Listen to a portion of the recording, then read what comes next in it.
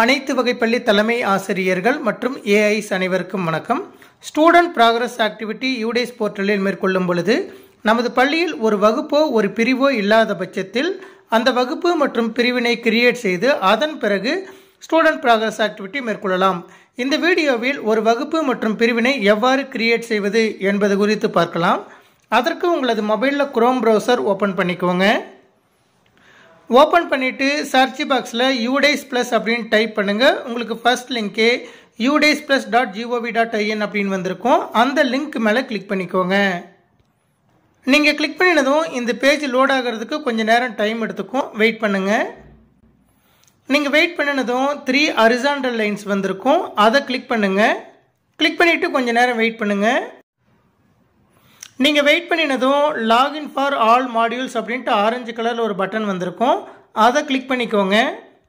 Click பண்ணிவிட்டு கொஞ்சம் நேரம் வெயிட் பண்ணுங்கள். நீங்கள் கொஞ்சம் நேரம் வெயிட் பண்ணினதும் உங்களுக்கு இது போல் யூடேஸ் ப்ளஸ் அப்படின்னு வந்துட்டு ஒவ்வொரு பிரிவிற்கான லாகின் பேஜ் வந்திருக்கும். அதில் மேலே ஸ்க்ரோல் பண்ணிகிட்டே போனீங்கன்னா ஸ்டூடெண்ட் மாடியூல் அப்படின்னு ஒரு ஹெட்டிங் வந்துட்டு அதற்கு கீழே செலக்ட் ஸ்டேட் அப்படின்னு ஒரு டவுன் ஏரோ வந்திருக்கும். அதை கிளிக் பண்ணுங்கள்.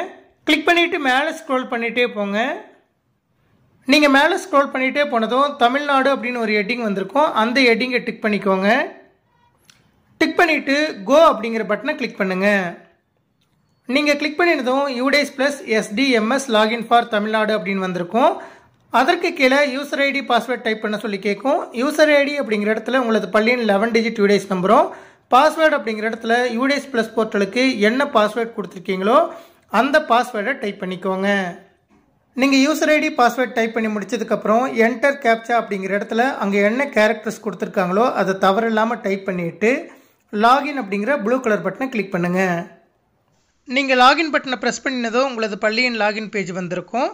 அதில் கரண்ட் அகாடமிக் இயர் 2025-26 அப்படின்ட்டு ரெட் கலரில் ஒரு பட்டன் வந்திருக்கும். அந்த பட்டன் மேலே கிளிக் பண்ணுங்கள். கிளிக் பண்ணினதும் உங்களது பள்ளியின் லாகின் பேஜ் வந்துட்டு அதில் ஸ்கூல் இன்ஃபர்மேஷன் அப்படின்னு வந்துட்டு ஒரு பாப்அப் மெனு வந்திருக்கும். அதை க்ளோஸ் பண்ணிக்கோங்க. க்ளோஸ் பண்ணிவிட்டு லெஃப்ட் சைட்லேயே மெனு அப்படின்னு கொடுத்துட்டு 3 ஹரிசாண்டல் லைன்ஸ் கொடுத்துருப்பாங்க. அதை கிளிக் பண்ணுங்கள். கிளிக் பண்ணினதும் உங்களுக்கு டேஷ்போர்டு வந்திருக்கும். அதில் ஸ்கூல் டீட்டெயில்ஸ் அப்படின்னு ஒரு ஹெட்டிங் வந்துட்டு அதற்கு கீழே ஒரு டவுன் ஏரோ கொடுத்துருக்காங்க. அதை கிளிக் பண்ணுங்கள். நீங்கள் கிளிக் பண்ணும்போது அகைன் மெனு க்ளோஸ் ஆயிடுச்சுன்னா மெனுக்கு பக்கத்தில் இருக்கக்கூடிய 3 ஹரிசாண்டல் லைன்ஸ் கிளிக் பண்ணிக்கோங்க. கிளிக் பண்ணினதும் ஸ்கூல் டீட்டெயில்ஸ் அப்படிங்கிற ஹெட்டிங்க்கு கீழேயே செக்ஷன் மேனேஜ்மெண்ட் அப்படின்னு ஒரு ஹெட்டிங் வந்திருக்கும். அந்த ஹெட்டிங்கை கிளிக் பண்ணுங்கள். கிளிக் பண்ணிவிட்டு மேலே ஸ்க்ரோல் பண்ணிட்டு போங்க. நீங்கள் மேலே ஸ்க்ரோல் பண்ணிட்டு போனதும் ஏற்கனவே உங்களது பள்ளியில் இருக்கக்கூடிய அனைத்து வகுப்புகளின் நேமும் வந்திருக்கும். சப்போஸ் எந்த செக்ஷனாவது விடுபட்டு இருக்கா அப்படிங்கிறத பார்ப்பதற்கு எக்ஸ்பேண்ட் ஆல் செக்ஷன்ஸ் அப்படிங்கிற ஹெட்டிங்கை கிளிக் பண்ணிங்கன்னா உங்களுக்கு ஒவ்வொரு வகுப்பிலும் என்னென்ன நேமில் செக்ஷன் இருக்குது அப்படிங்கிற விவரமும் வந்திருக்கும். எங்களது பள்ளியில் 5ஆம் வகுப்பிற்கு class and section UDISE plus போர்ட்டலில் இல்லாத காரணத்தினால் அதனை புதிதாக கிரியேட் செய்வதற்கு இந்த பேஜ்லேயே மேலே ஸ்க்ரோல் பண்ணிட்டு போகும்போது ஆட் செக்ஷன் அப்படின்னு ஒரு ஆப்ஷன் இருக்குது. அதுக்கு கீழேயே செலக்ட் அப்படின்னு ஒரு டவுன் ஏரோ கொடுத்துருக்காங்க. அதை கிளிக் பண்ணுங்கள். நீங்கள் கிளிக் பண்ணினதும் செலக்ட் அப்படின்னு வந்துட்டு வகுப்புகளின் விவரம் காண்பிக்கும். 5ஆம் வகுப்பிற்கு நான் புதிதாக ஒரு செக்ஷனை கிரியேட் பண்ணுவதற்கு 5ஆம் வகுப்பை செலக்ட் பண்ணிக்கிறேன்.